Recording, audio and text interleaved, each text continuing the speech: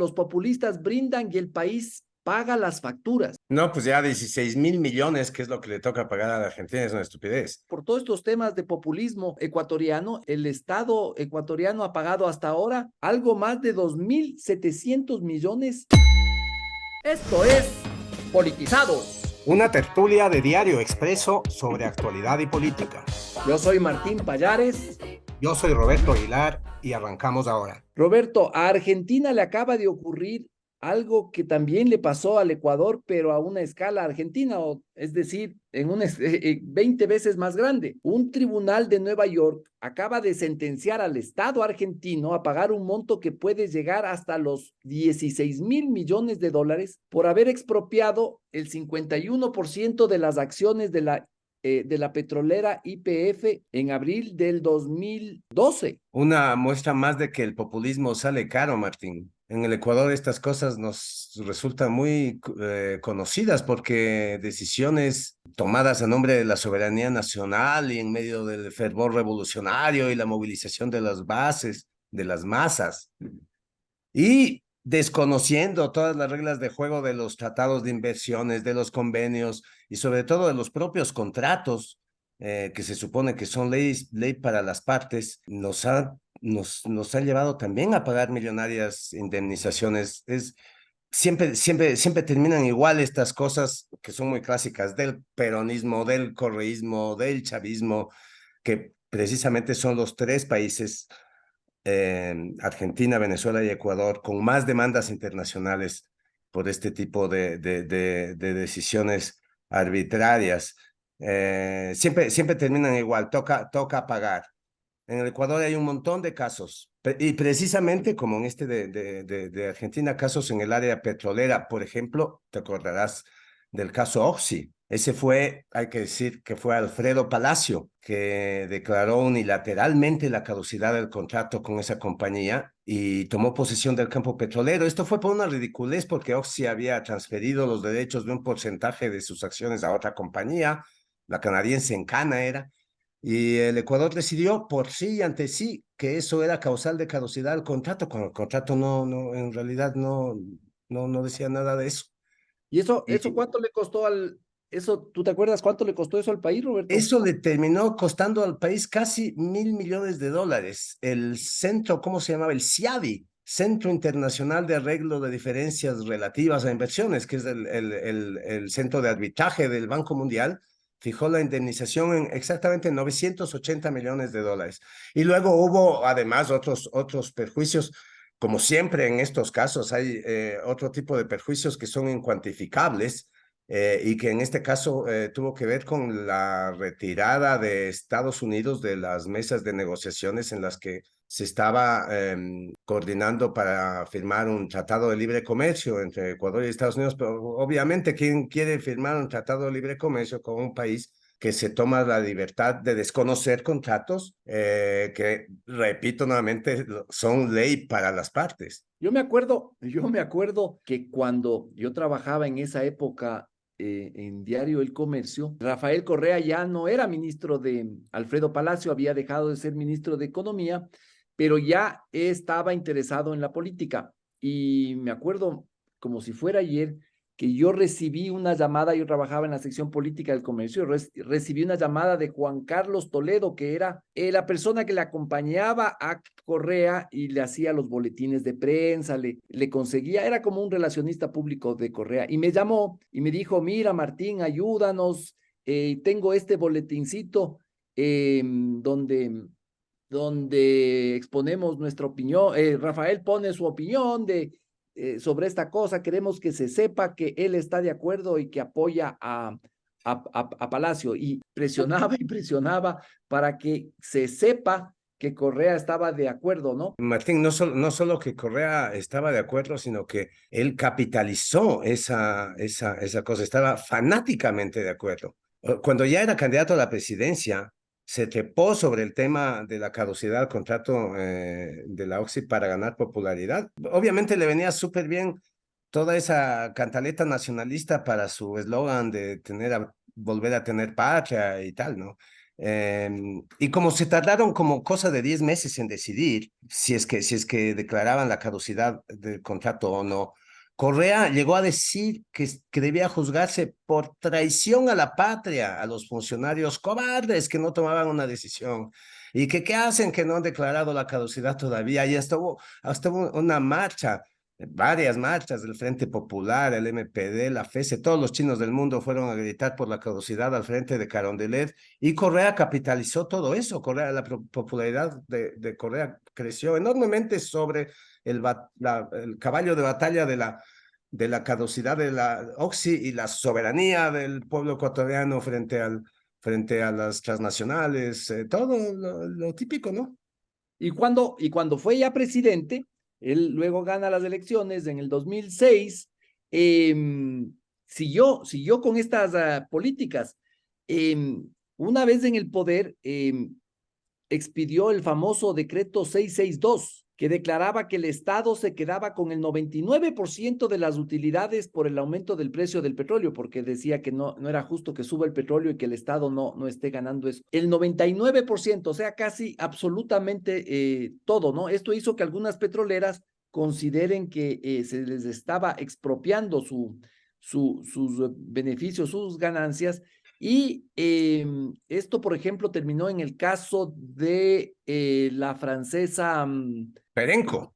Perenco, sí, la francesa Sí. Perenco le puso una demanda y el mismo tribunal arbitral del CIADI le ordenó al Estado a que pague una cifra de 400 y pico millones de dólares. Burlington también tuvo, y en total, solo por esos temas, o sea, por todos estos temas de populismo ecuatoriano, el Estado ecuatoriano ha pagado hasta ahora algo más de 2.700 millones de dólares. Es una cantidad muy alta, No, qué obviamente, barbaridad. mucho menos que la Argentina, pero es una cantidad gigantesca, ¿no? No, pues ya 16.000 millones, que es lo que le toca pagar a la Argentina, es una estupidez. Es como vos dices, ¿no? A escala argentina, porque quizá para el tamaño de la economía ecuatoriana, 2.700 millones represente por ahí, ¿no? En Argentina están calculando lo que se podría hacer con esos 10.000 millones de dólares. Un periodista que ha hecho cálculos dice que con esa plata se podrían pagar 66 millones de jubilaciones mínimas, 66 millones, que se podían construir 6.400 hospitales públicos. Todo esto en medio de un país tan quebrado, que el propio ministro de Economía argentina, Sergio Massa, salió a decir que el mes pasado, que agosto, fue el peor mes en los últimos 25 años de la historia argentina. Económicamente fue el peor, y dice así, el peor, el peor. Y el ministro Massa, es alucinante escuchar a un ministro de Economía, que además es el candidato a la presidencia, hablar en esos términos, ¿no? O sea, esto es lo peor que nos ha pasado, es el peor mes y tenemos que pedir perdón, dice el tipo que quiere ser presidente. Y en realidad es uno de los grandes responsables de la crisis en la que se encuentra, de la debacle en la que se encuentra la economía argentina, que entre diciembre del año 21 y septiembre del 23, o sea, ahorita, ha devaluado su moneda. A ver, el peso el dólar estaba a 60 pesos y ahora está a 360. O sea, es una devaluación del 600%. De esa devaluación del 600%, el 400% le corresponde a Massa, que es el que ahora quiere ser presidente. Pero estamos descuidando el punto, porque el punto es qué es lo que hicieron, qué hicieron los argentinos para tener que pagar tanto. Lo que hicieron es renacionalizar una empresa que ya había sido privatizada. YPF es una de las industrias emblemáticas de la Argentina, que entró en toda esta onda del nacionalismo latinoamericano, de la nacionalización de sus industrias petroleras, que eso empezó en México con Lázaro Cárdenas en los años 30. YPF era una empresa estatal que fue privatizada en los años 90 por Carlos Menem, que también era peronista y estaba en la onda de las privatizaciones. Carlos Menem lo vendió todo. Fue un poco excesivo lo que hizo Menem, y todavía Argentina lo lamenta. Y quizás precisamente por ese sentimiento de frustración que produjeron las privatizaciones de los años 90, Cristina Fernández de Kirchner quiso revertirlo. Los Kirchner que apoyaron la privatización en los 90 porque eran peronistas como Menem, Eran ahora sí, menemistas, eran fanáticos menemistas, eran los absolutamente. menemistas. Y ahora quisieron revertir eso y lo que hizo Cristina es dictar una ley, adivina cómo se llama esa ley, ley de la soberanía hidrocarburífera, o sea, uno los conoce como si los hubiera parido. Ley de la soberanía hidrocarburífera de la República Argentina. Esta vez Cristina declara de utilidad pública, esa ley declara de utilidad pública el 51% de las acciones y las expropiaron así por la jeta con una cifra, pagaron por ese 51% una cifra muy por debajo de lo que los estatutos de las empresas que el propio Menem había aprobado, pagaron algo así como 4.000 millones. Esto cuesta mucho más, creo que son como 11.000, y esto perjudicó a muchos accionistas que montaron en cólera. Lo que siguió fue que los accionistas no siguieron con esa bronca, ¿cómo se llaman estas de inversiones? Un Eh, fondo de un inversiones. fondo de inversiones inglés compró el juicio. Tan seguros estaban de que esto era facilísimo de ganar en las, en las cortes internacionales. Compraron el juicio sabiendo que los accionistas no quisieron meterse en algo a tan largo plazo, ¿no? Finalmente han sido 11 años 11 años de pelea, pero este fondo de inversiones británico compró el juicio y acaba de ganar. Lo chistoso es que había que ver los festejos cuando el Congreso argentino, era en abril del 2012, cuando el Congreso argentino aprobó la ley de soberanía hidrocarburífera, hubo fuegos artificiales, o sea, estaban adentro del Congreso, pantallas gigantes transmitiendo afuera, masas de peronistas afuera con banderas, con pancartas, con globos, había un cepelín con la carota de Cristina, y de pronto, cuando se proclamaron los resultados, era la algarabía adentro y afuera, fuegos artificiales, pero era como en Washington el 4 de julio, un estallido de fuegos artificiales, todos festejando porque habían recuperado la soberanía. Y quiero verles ahora cómo lloran por lo que No, tienen pues que pagar, ¿no? O sea, ahora se esconden, ¿no? Y nadie quiere hablar, todos los que votaron, porque claro, hay periodistas y gente que dice que ellos deberían pagar esos 16.000 millones. De ellos creo que no tienen la ley de repetición para que paguen los funcionarios, pero todos dicen que esos diputados deberían pagar. Ahora, claro, 16.000 millones suena a una bestialidad. Quizás no sean, eso no quiere decir que vayan a hacer eso, ¿no? Ahora viene una etapa de apelaciones. sí, ahora viene la apelación. Sí, sí, sí, sí. La jueza lo que hizo es establecer el monto más alto posible, ¿no es cierto? Incluso la jueza, la jueza cita como uno de sus argumentos una frase que dio Kichilov, que era ministro de Economía en esa época, donde dice que es estúpido respetar la ley. O sea, que hay que ser estúpido para respetar la ley y que por eso había que tomar, ¿no? La decisión. Y la frase esa de Kichilov en ese entonces representa perfectamente de una manera contundente toda esta onda, esta euforia nacionalista y populista, ¿no? Que se creó en esa época y que puede renacer en cualquier momento y que luego tarde o temprano hay que pagar, ¿no? Acá fue igualito, igualito. Mira, hay una frase de Patiño cuando la Oxy empezó a hablar del arbitraje y de poner la demanda. Patiño dijo que la Oxy no se meta con los ecuatorianos. Ya se llevó bastante plata de este país e incumplió sus leyes. Que no se meta con los ecuatorianos, la empresa Oxy. Lo dijimos a la empresa y se lo hemos dicho a sus representantes, algo así. Decía Patiño en su retórica hipernacionalista y antiimperialista, ¿no? Esto, sí, es parte del mismo libreto, lo de Argentina y lo de Ecuador es muy del mismo libreto, del mismo relato. Oye, estos señores se permiten decir lo que dicen, o sea, tienen una bocota y después se quejan. Es muy significativo que la jueza haya citado esa frase de Kichilov, ¿no? Kichilov era el viceministro de Economía en el 2012 cuando se tomó esa decisión. Ahora es gobernador de Buenos Aires. Y la jueza, es significativo que la jueza haya citado esa frase porque ellos cuando hablan, cuando dicen estas cosas, están evidenciando sus intenciones y su irrespeto por las normas internacionales. O sea, lo que dice Kichilov voy a repetir porque esto que acabas de decir, porque me deja alucinado, sería de estúpidos eh, eh, respetar la ley y los reglamentos. O sea, ¿cómo puedes decir eso y después quejarte de que una jueza te haga pagar lo que tengas que pagar?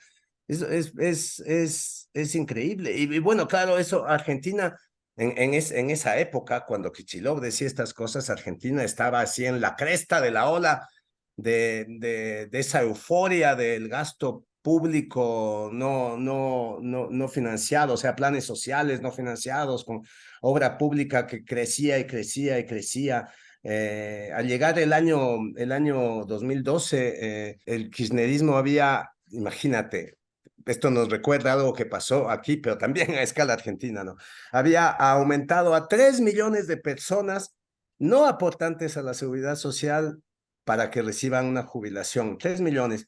El Estado había crecido, habían contratado 1.500.000 funcionarios nuevos. Y por supuesto, para financiar todas estas cosas, la maquinita de billetes estaba funcionando a full, que es lo único en lo que menos mal nos diferenciamos, ¿no? No hemos tenido una maquinita de billete, pero por eso precisamente es que quieren desdolarizarnos para tener una maquinita de billete y poder seguir haciendo estas Claro. buenas. Y esta política, ¿no es cierto?, lo que hace es aumentar la inflación. Ahora los argentinos están atormentados por una inflación altísima. El tema de la devaluación también. Y lo que está pasando, lo que nos dice esta sentencia en Nueva York en contra de Argentina es que es la historia que se repite y la conocemos perfectamente, ¿no es cierto? Como decía algún periodista, los populistas brindan y el país paga las facturas. En el caso del Ecuador fueron 2.700 millones, en el caso de Argentina es algo mucho más grande, ¿no? Roberto, el populismo nunca es gratis y No, tampoco es barato, ¿no? no, esta idea, Martín, que uno se asusta cuando, por ejemplo, a propósito del CIADI, les escucha a estos señores hablar en contra de los arbitrajes internacionales, como si el Ecuador estuviera en un estatus como por encima de todo el mundo, ¿no? O sea, no, ¿por qué, a cuenta de qué un país no se va a someter a arbitrajes internacionales? Que esa es una manera de pensar de estas personas. Y esta cosa de creer que en nombre de la soberanía puedes ignorar contratos de Estado acordados a veces con otros estados, pero normalmente con empresas multinacionales y garantizados por tribunales internacionales y que, por supuesto, como están garantizados por tribunales internacionales, demandan un arbitraje internacional, arbitraje internacional que consta en los contratos en caso de controversia. Creer que se puede desconocer eso en nombre de la soberanía y en nombre del pueblo y hacer de eso una fiesta y hacer de eso un mérito es de locos, porque eso solo existe en los sueños delirantes de estas personas que creen que son capaces de refundarlo todo, no solo el país, sino todo. Pero Pongámoslo, las cosas no admiten refundaciones tan drásticas. para cerrar, pongámoslo en porteño, el populismo es nafta para hoy y hambre para mañana.